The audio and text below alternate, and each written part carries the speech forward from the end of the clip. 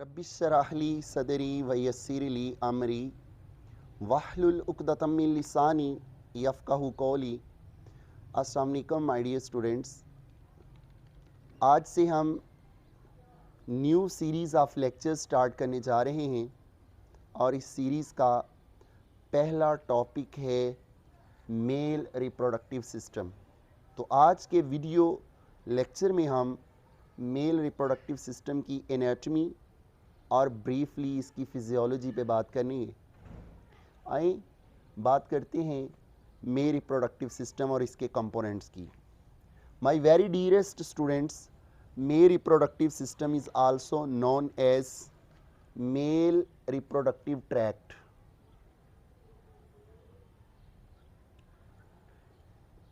Do you know, my dear students, there are two main principal functions of male reproductive system. One is production of sperms, spermatogenesis, और जो दूसरा function है इन्हीं sperms को female की body में पहुंचाने के लिए, ट्रांसफ़र करने के लिए डक्ट्स का एक सिस्टम है। तो एक्चुअली हमारा रिप्रोडक्टिव सिस्टम डिफरेंट ऑर्गन्स और डिफरेंट डक्ट्स के सिस्टम पे मुश्तमिल है। तो आइए इन्हीं ऑर्गन्स और इन्हीं डक्ट्स पे शॉर्टली बात करते हैं। माय डियर स्टूडेंट्स, मेरे रिप्रोडक्टिव सिस्टम में एक टर्म है एक्सटर्नल जेनिटेलिया। तो let's elaborate it. Genitalia sex organs को कहा जाता है। सेक्सुअल ऑर्गन्स वो ऑर्गन्स जो अवे फ्रॉम द बॉडी हैं, जो आउटसाइड दी बॉडी हैं, ऐसे ऑर्गन्स को एक्सटर्नल जेनिटेलिया कहते हैं। माय डियर स्टूडेंट्स, एक बेबी बॉय जब प्रोड्यूस होता है और उसकी बर्थ जब होती है तो उसके वो ऑर्गन्स जो विजिबल होती हैं at the time of birth, जिनमें कपुलेटरी ऑर्गन पीनस है, सक्रूटम है और टेस्टिस हैं, इन्हीं ऑर्गन्स को कलेक्टिवली एक्सटर्नल जेनिटेलिया का नाम दिया जाता है। और एक्सटर्नल जेनिटेलिया को my dear students primary sex organs भी कहा जाता है। प्राइमरी सेक्स ऑर्गन्स ये वो ऑर्गन्स हैं जो टाइम ऑफ बर्थ के वक्त मौजूद थे। पैदाइश के वक्त वो ऑर्गन्स जो विजिबल होते हैं, जिनको देखकर एक मेल और फीमेल की सेक्स को डिफ्रेंशिएट किया जाता है, ऐसे ऑर्गन्स को प्राइमरी सेक्स ऑर्गन्स कहा जाता है। और यही primary sex organs external genitalia के नाम से याद किए जाते हैं। तो एक्सटर्नल जेनिटेलिया जो है ये तीन मेन स्ट्रक्चर्स पे मुश्तमिल है। The number 1 is पीनस, the number 2 scrotum, the number 3 is testis. तो माय डियर स्टूडेंट्स, इसी एक्सटर्नल जेनिटेलिया के कंपोनेंट पे फर्दर बात करें तो जो पीनस है ये फीमेल की बॉडी में स्पर्म्स को ट्रांसफ़र करने का ऑर्गन है। तो वो उज़्वे तनासल जो मेल के स्पर्म्स को फीमेल की बॉडी में वजाइना में डिपॉजिट करता है, डिसलॉज करता है, ऐसे ऑर्गन को कपुलेटरी ऑर्गन भी कहा जाता है। तो penis is also known as copulatory organ. Copulation के तौर पे इसको यूज़ किया जाता है। मीन्स स्पर्म्स को फीमेल की वजाइना में डिपॉजिट करने के लिए जो ऑर्गन यूज़ होता है दैट इज़ कॉल्ड पीनस। और इस प्रोसेस को, इस अमल को कॉपुलेशन कहते हैं। दैट्स वाई पीनस को काइटस ऑर्गन या कपुलेटरी ऑर्गन का नाम भी दिया जाता है। माय डियर स्टूडेंट्स, पीनस वो ऑर्गन है जिसमें एरेक्टाइल टिश्यूज़ होती हैं। इन्हीं एरेक्टाइल टिश्यूज़ के अंदर जब हैवी ब्लड सर्कुलेशन होती है तो इसकी साइनोसाइड्स जब फिल होती हैं ब्लड से, वीनस फ्लो कम हो जाता है, आर्टीरियल फ्लो जब ज़्यादा होता है पीनस के टिश्यू में तो ये बाइस बनता है पीनस की इरेक्शन का। तो एक इरेक्ट पीनस जो है फीमेल की बॉडी में स्पर्म्स को डिपॉजिट करने में यूज़ होता है। तो keep it remember my dear students, वो मेल जिनका पीनस जो है वो इरेक्ट नहीं होता और रिजिड नहीं होता और फीमेल की बॉडी में स्पर्म्स डिपॉजिट नहीं कर सकता, इस कंडीशन को ईडी कहते हैं, एरेक्टाइल डिसफंक्शन। और एरेक्टाइल डिसफंक्शन की वजह से ऐसे मेल को इम्पोटेंट मेल कहा जाता है और इस कंडीशन को इम्पोटेंसी कहते हैं। अब हम बात करेंगे स्क्रूटम की।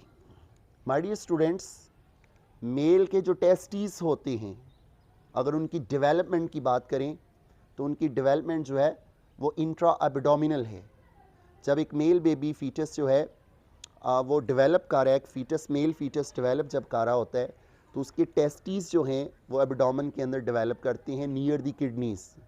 बर्थ से चंद वीक्स पहले या बर्थ के फ़ौरन बाद इंजाइनल कैनाल के थ्रू ये टेस्टिस डिसेंड डाउन होते हैं, नाजल होते हैं, इनका नजूल होता है, ये उतरते हैं from abdominal cavity into the scrotal cavity.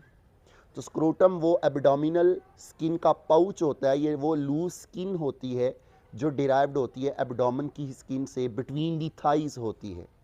तो ये डार्क कलर का स्किन का पाउच जो है, इसके इंटरनली एक सेप्टम होता है जिसे सेप्टम स्कॉर्टी कहते हैं, जो स्क्रूटम को 2 चैम्बर्स में डिवाइड करता है। इन्हीं 2 चैम्बर्स के अंदर दोनों टेस्टिस जो हैं वो अकोमोडेट रहते हैं।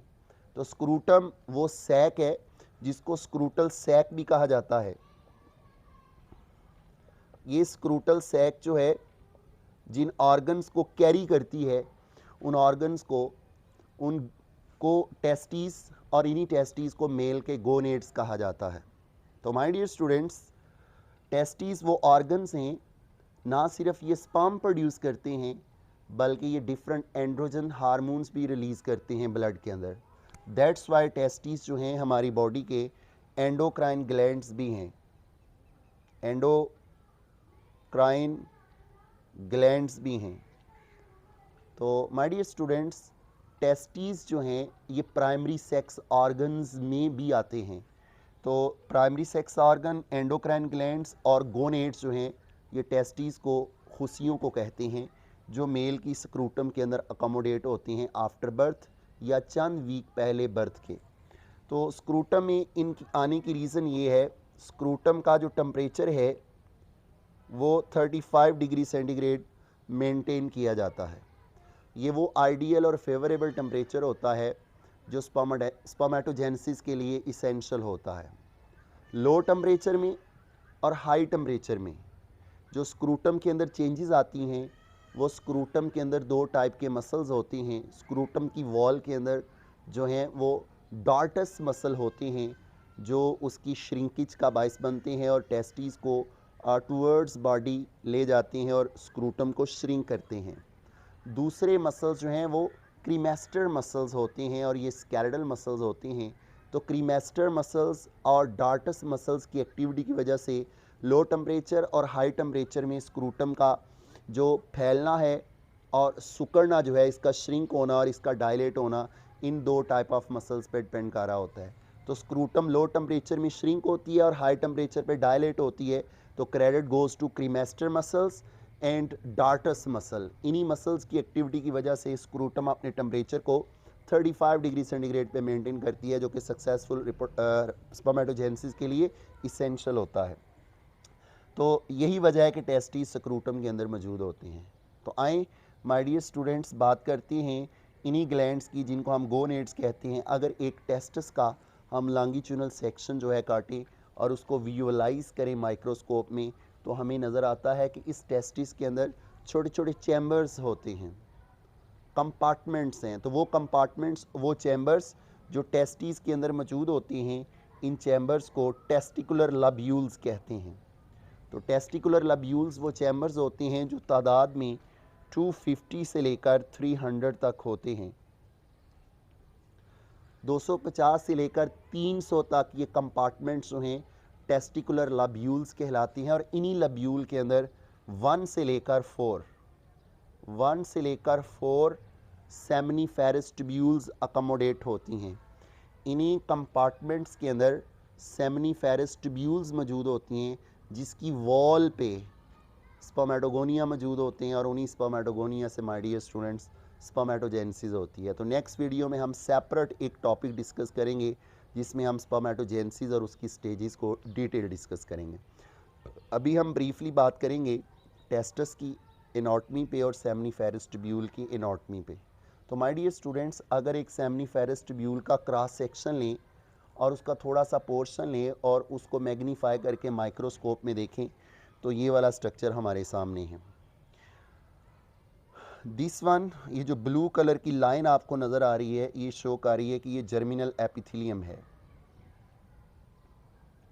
इसी जर्मिनल एपिथेलियम में दो टाइप के सेल होते हैं। There are two types of cell, one is called spermatogonia, sperm mother cell, the other is called Sertoli sales.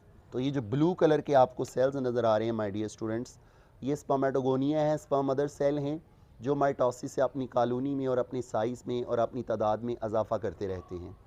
इन्हीं स्पर्मेटोगोनिया में मियोसिस 1 और मियोसिस 2 की वजह से, स्पेशली प्राइमरी स्पर्मेटोसाइट्स और सेकेंडरी स्पर्मेटोसाइट में जब मियोसिस 1 और मियोसिस 2 होती है तो रिजल्टिंग स्पर्म्स हमें बनते हैं।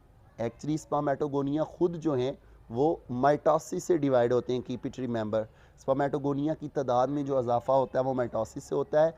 इसके नतीजे में जो प्राइमरी स्पर्मेटोसाइट्स बनते हैं उनके अंदर फर्दर मियोसिस 1 और मियोसिस 2 होती है, और उस सेल डिवीजन के नतीजे में जो स्पर्म बनते हैं इस पे हम डिटेल नेक्स्ट वीडियो में बात करेंगे। अगर आप गौर से देखें इस सेक्शन को तो इसमें जो ब्लू कलर के सेल हैं ये स्पर्मेटोगोनिया हैं। These are spermatogonia, sperm mother cell.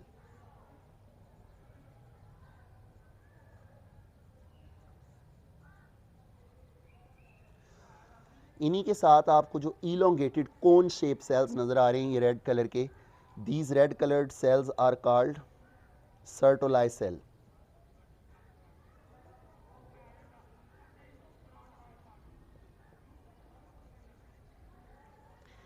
तो माय डियर स्टूडेंट्स, ये रेड कलर के सर्टोलाई सेल्स जो हैं with in the seminiferous tubule liquid medium produce करके स्पर्म्स को नरिश करते हैं और स्पर्म्स को ज़िंदा रखने में बड़ा कलीदी किरदार अदा करते हैं। दैट्स वाई सर्टोलाई सेल्स को स्पोर्ट सेल्स भी कहा जाता है, इन्हें नर्स सेल्स भी कहा जाता है, इनको सस्टेंटेकुलर सेल्स भी कहा जाता है और इनको स्पर्मेटोब्लास्ट भी कहा जाता है। तो spermatoblast, Sertoli cell, sport cell, nurse cell, sustentacular cells, ये वो सेल्स हैं जो within the seminiferous tubule जो हैं स्पर्मेटोजोआ को नरिश करते हैं। तो वो कैविटी, वो ल्यूमन जहाँ पे स्पर्म जो है बनने के बाद फिजिकली मैच्योर होने के बाद इकट्ठे होते हैं, that is called lumen of the seminiferous tubule. अगर हम बात करें इसी सेमनीफेरस ट्यूब्यूल की क्रॉस वॉल और इस सेक्शन के बाहर देखें तो आपको ये ग्रीन कलर के सेल नज़र आ रहे हैं। तो बिटवीन दी सेमनीफेरस ट्यूब्यूल्स जो सेल्स स्कैटर्ड होते हैं ये एंडोक्राइन सेल्स होते हैं और इन सेल्स को my dear student Leydig cells कहा जाता है। यही वो लेडिक सेल्स हैं जो मेल की बॉडी में ब्लड के अंदर एंड्रोजन्स रिलीज़ करते हैं, और जो मेन एंड्रोजन है my dear student that is known as testosterone. तो डिफरेंट एंड्रोजन्स रिलीज़ होते हैं ब्लड में, ये लेडिक सेल्स या इंटरस्टिटियल सेल्स जो हैं ये रिलीज़ करते हैं under the effect of ICSH hormone. तो इंटरस्टिटियल सेल स्टिमुलेटिंग हार्मोन जो है इसको LH भी कहते हैं, ये इन सेल्स को आकर स्टिमुलेट करता है और ये वाले सेल्स ब्लड के अंदर एंड्रोजन्स रिलीज़ करते हैं, और इन्हीं एंड्रोजन में एक पोटेंट एंड्रोजन जो है टेस्टोस्टेरोन है जो मेल की बॉडी में सेकेंडरी सेक्स करैक्टर्स को डिटरमिन करता है, और यही वो करैक्टर्स होते हैं जो प्यूबर्टी पे और एडोलिसेंस पे एक मेल को फीमेल से डिफरेंशिएट करते हैं। माय डियर स्टूडेंट्स, यही सेमनीफेरस ट्यूब्यूल्स जो हैं ख़ास नेटवर्क ऑफ चैनल्स होते हैं, इन्हीं नेटवर्क ऑफ चैनल्स को रेटिटेस्टिस कहते हैं। ये रेटिटेस्टिस जो है वो फाइनली ओपन होते हैं वेज़ा इफ्रेंशिया के अंदर, और वेज़ा इफ्रेंशिया से स्पर्म्स लीव करते हैं टेस्टिस को, और यही वेज़ा इफ्रेंशिया फाइनली एक हाईली कन्वोलेटेड ट्यूब के अंदर खुलते हैं। इसी हाईली कन्वोलेटेड ट्यूब को माय डियर स्टूडेंट्स एपिडिडिमस कहते हैं। तो एपिडिडिमस वो कन्वोलेटेड ट्यूब होती है जहाँ स्पर्म्स 12 डेज़ के लिए स्टे करते हैं, टेम्परेरी उनकी स्टोरेज होती है, और इसी एपिडिडिमस के जो एंडोथेलियल सेल्स हैं, यहाँ पे जो सेल्स मौजूद हैं वो डिफरेंट सेक्रीशंस रिलीज़ करते हैं। उन्हीं सेक्रीशंस के अंदर स्पर्मेटोजोआ जो है फिजियोलॉजिकली मैच्योर होते हैं। तो एक्चुअली एपिडिडिमस जो हैं वो स्विमिंग पूल है इनका जो फ्लूइड जो है, जहाँ पे स्पर्म स्विम करना सीखते हैं, इनकी कंडीशनिंग होती है, इनको शैम्पू किया जाता है, इनके अंदर डिफरेंट चेंजेस आती हैं केमिकल लेवल पे ताकि स्पर्म जो है वो मोटाइल हो सकें। तो स्पर्म्स को मोटिलिटी के काबिल और स्पर्म्स को फीमेल की बॉडी में मूवमेंट के काबिल जो पार्ट एक मेल रिप्रोडक्टिव सिस्टम का बनाता है, that part is called epididymis. तो एपिडिडीमस में 12 डेज़ के लिए जो हैं वो स्टे करते हैं स्पर्म्स, और यहाँ पे स्पर्म्स की फिजियोलॉजिकल मैचुरेशन होती है। तो keep it remember, lumen of the seminiferous tubule में स्पर्म जो है फिजिकली मैच्योर होते हैं, जबकि एपिडिडीमस के अंदर स्पर्म जो है फिजियोलॉजिकली मैच्योर होते हैं। तो माय डियर स्टूडेंट्स, हमारे मेल रिप्रोडक्टिव सिस्टम की जो सेक्रीशंस होती हैं उनमें 5% जो कंट्रीब्यूशन होता है वो ये स्पर्मेटोजोआ होते हैं। एक मेल की जब सीमन जो है रिलीज़ होती है, एक मेल का जो इजैकुलेट होता है, इजैकुलेशन के प्रोसेस में जो इजैकुलेट निकलता है जिसका वॉल्यूम 3 to 5 ml होता है नॉर्मल मेल के अंदर, तो इसके अंदर 5% माय डियर स्टूडेंट्स स्पर्म्स होते हैं, और 95% इन स्पर्म्स को फीमेल की बॉडी में ज़िंदा रखने के लिए और मोटिलिटी प्रोवाइड करने के लिए सेमिनल फ्लूइड सेक्रीट होता है। तो वो 95% सेमिनल फ्लूइड जो है जो स्ट्रक्चर्स रिलीज़ करती हैं माय डियर स्टूडेंट्स, इन्हीं स्ट्रक्चर्स को हम इंटरनल जेनेटेलिया कहते हैं। तो मेल के जो इंटरनल जेनेटेलिया हैं, कीप इट रिमेंबर, यही मेल के एक्सेसरी ग्लैंड्स होते हैं, और एक्सेसरी ग्लैंड्स में सेमिनल वेजिकल, प्रोस्टेट ग्लैंड और बल्बो यूरिथ्रल ग्लैंड आता है। इन ग्लैंड्स की जो नाम है वो इनकी शेप और लोकेशन की बेस पे है। Seminal vesicles, keep it remember my dear students, ये वो ग्लैंड्स हैं जो सेमिनल फ्लूइड का 60% जो है वो कंट्रीब्यूट करते हैं। प्रोस्टेट ग्लैंड जो है सेमिनल फ्लूइड का 30% जो है वो रिलीज़ करते हैं, जबकि 5% जो है अल्कलाइन सेक्रीशन जो है वो बल्बो यूरिथ्रल ग्लैंड सेक्रीट करते हैं। और बल्बो यूरिथ्रल ग्लैंड को बल्बो यूरिथ्रल ग्लैंड इसलिए कहते हैं, ये बल्ब लाइक, यूरिथ्रा की बेस पे बल्ब लाइक छोटे छोटे ग्लैंड्स होते हैं जिनको for the first time Cowper's नामी साइंटिस्ट ने डिस्कवर किया था। That's why bulbourethral glands are also known as Cowper's gland. तो इन्हीं 3 टाइप्स ऑफ एक्सेसरी ग्लैंड्स की और इन 5 मेन ग्लैंड्स की जो सेक्रीशंस होती हैं उनको सेमिनल फ्लूइड कहते हैं। तो सेमिनल फ्लूइड 95% और 5% टेस्टिस की जो प्रोडक्ट्स होती हैं स्पर्म्स, ये मिलकर जो मटेरियल बनाते हैं, जो मिक्सचर बनाते हैं, दैट इज़ कॉल्ड सीमन, जिसको मादाए तौलीद कहा जाता है। एक मेल का जो मादाए तौलीद है वो सीमन होती है, जिसको कुरान ने डिस्पिस्ड वाटर के नाम से याद की है। तो माय डियर स्टूडेंट्स, ये तीनों ग्लैंड्स जो हैं ये एक्चुअली ट्यूबुलर ग्लैंड्स हैं, इनमें डक्ट्स होती हैं। तो actually seminal vesicle, prostate gland और बल्बो यूरिथ्रल ग्लैंड जो है ये एक्सोक्राइन ग्लैंड्स हैं। तो इन एक्सोक्राइन ग्लैंड्स की सेक्रीशंस जो कि सेमिनल फ्लूइड कहलाती हैं, और टेस्टिस की जो प्रोडक्ट्स हैं जिन्हें हम स्पर्म्स कह रहे हैं, ये दोनों मिलकर सीमन बनाती हैं। तो माय डियर स्टूडेंट्स, स्पर्मेटोजेनेसिस पे नेक्स्ट वीडियो में हम डिटेल बात करेंगे। तो ये थी ब्रीफ एनाटॉमी में रिप्रोडक्टिव सिस्टम के वेरियस कंपोनेंट्स की। तो it's all about briefly mail reproductive system. Next video में हम स्पर्मेटोजेनेसिस पे बात करेंगे। टेक केयर, अल्लाह हाफिज़।